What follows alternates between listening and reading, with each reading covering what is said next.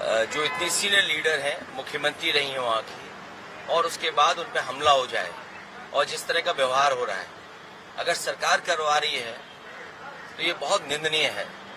क्योंकि ये सरकारें तो आती जाती हैं, किसी को अपमानित आप कैसे कर सकते हैं? वो भी चुनी हुई मुख्यमंत्री थी, आज नहीं है सरकार में, तो बहुत ज्यादा फासले से नहीं आ रही हैं। सेंटर फोर्स नहीं लगा होता तो शायद वो चुनाव नहीं हारती। ये सिक्योरिटी मिलनी चाहिए उनको, और सरकार की जिम्मेदारी उनकी सुरक्षा का इंतजाम करे।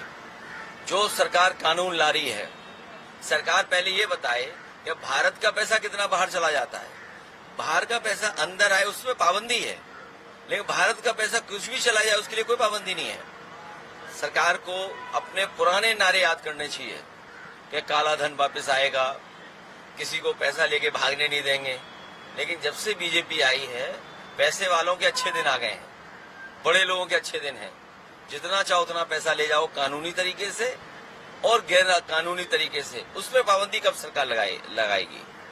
और अगर सरकार पाबंदी नहीं लगाती है तो इसका मतलब FCRA केवल माइनॉरिटीज को परेशान करने के लिए, केवल संदेश देने के लिए कि हम ये कठोर कार्रवाई कर रहे हैं आतंकवाद और इधर उधर जो फाइनेंस होता है पैसा।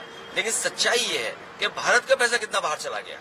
अगर 10 साल में 1 लाख करोड़ आया होगा FCRA में, वो तो कानून है, बैंक से आता है, नियम है, उसके नियम फॉलो करते हैं।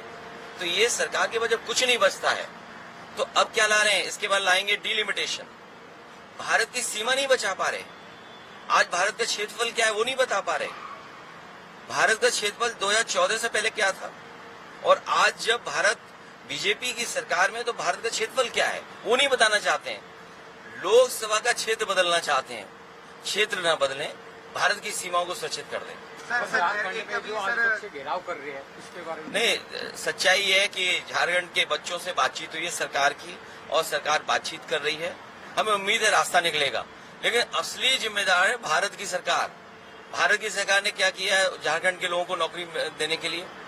भाई, भारत सरकार अगर कुछ काम अच्छा करती तो स्टेट गवर्नमेंट को भी फायदा होता है, स्टेट गवर्नमेंट भी काम करती।